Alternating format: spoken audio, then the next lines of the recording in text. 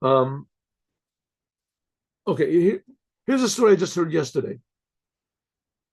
Story goes like this. This is 1947. The Rebbe, Lubavitcher Rebbe, went to France to get his mother, meet his mother, and bring her back to America. This was just a couple of years after the war, so there was a lot of Holocaust survivors. And a man came up to the Rebbe and he said, "No, I'm sorry. Yeah, that's right, that's right." A man came up to the Rebbe and he said that I got out of the Holocaust. He was, I don't know if he was in the camps or whatever, but he got out. And he said, "Listen, I'm going crazy. I have a family, wife, and like five children, children, and I don't know what happened to them." So the Rebbe gave him advice, said, "Go to this ministry, go to this office, talk to this person." Said, "I already did all those things. Put up notices. I put up notices. I put it in the papers everywhere. I don't know what to do. I don't know what to do." And I said, "Can you help me?" So the Rebbe said, what do you want, from me?" And he saw that the man was really distressed. So the Rebbe said to him, "I'm going to do something now, but I don't want you to tell anyone in the world until after I'm gone." That's what the Rebbe said to him. "I don't want you to tell anyone about this until after I am not alive anymore. I'm not alive."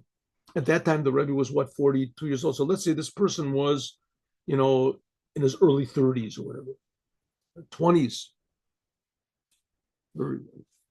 And he had five children.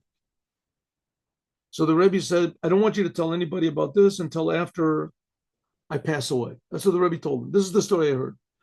I heard it from Rabbi Paltiel. It was on a video.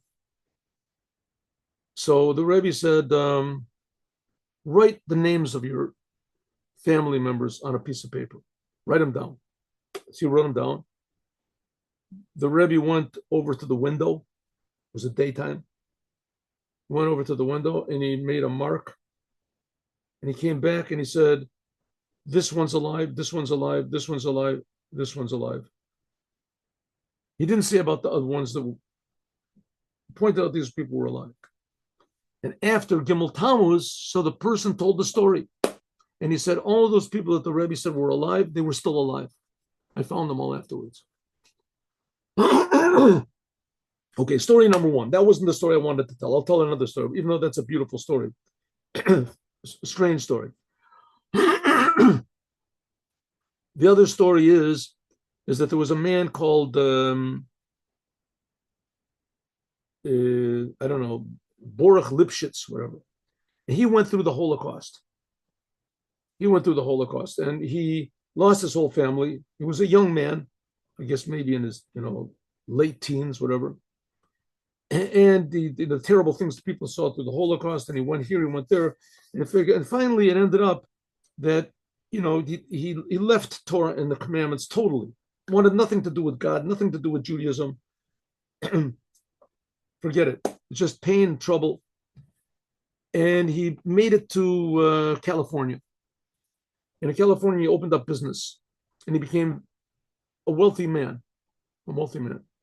But the memories of the Holocaust haunted him when he was working. So it diverted his mind, his work and his business. But when he wasn't, so he came home, he couldn't go to sleep.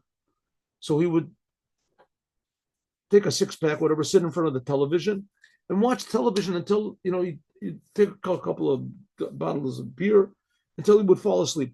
Then he would wake up, 2-3 hours later, whatever was going on, and take a shower and go to work again. That's how he lived. That's how he lived.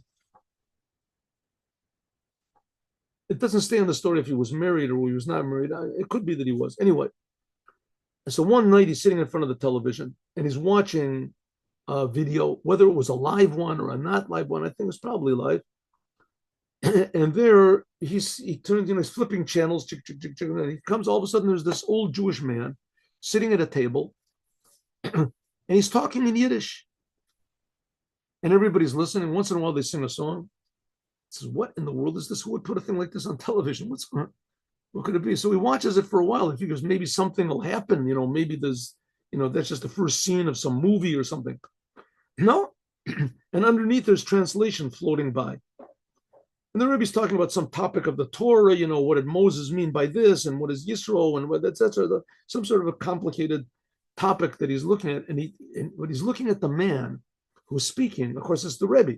He's looking at the man speaking, and the man is like very, charismatic, very interesting. And he himself understands a little bit of Yiddish, but not, the terms, he's using a lot of Torah terms and things like that. And he leaves the channel, but he keeps coming back to it to see what happened. And one time he's watching, he came back, and floating underneath is the translation. And the Rebbe says, a person that does not put on tefillin because of the Holocaust is giving a prize to Hitler. That is exactly what Hitler would want. So he thought about this. He said, what type of a thing to say is that, I'm not putting on tefillin because that's talking to me. I'm not putting on tefillin because of the Holocaust. How in the world is that giving a prize to Hitler, right? But he started thinking about it. Really, who is benefiting from this that I don't put on tefillin? What's going on? He says, okay, I'm mad at God. I got a reason to be mad at God. But how am I alleviating the situation in any way by not putting on tefillin? What? So he thought about it more and more, and there was a telephone number. So it came in the morning, whenever it was, and he called up the telephone number, and they told him it was a Chabad house that they were putting. They directed him to the nearest Chabad house that was near him, and he went and he said, "I want if you have a summary of that speech." And it was written out, the script, and he read it over, and he bought himself a pair of tefillin, changed his name back. I guess his name, he called himself Oscar Liff. I guess his name had been something like, Borch Lipschitz or whatever. And he changed his name back, and all of his calling cards, and he bought a pair of tefillin, and eventually he became a Jew, not because of, he still had his questions on the Holocaust. Everybody does, but on the other hand, it's not going to stop me from, battling Hitler by doing good deeds. Have a good day with Mashiach now. See you all tomorrow, 8 o'clock in the morning.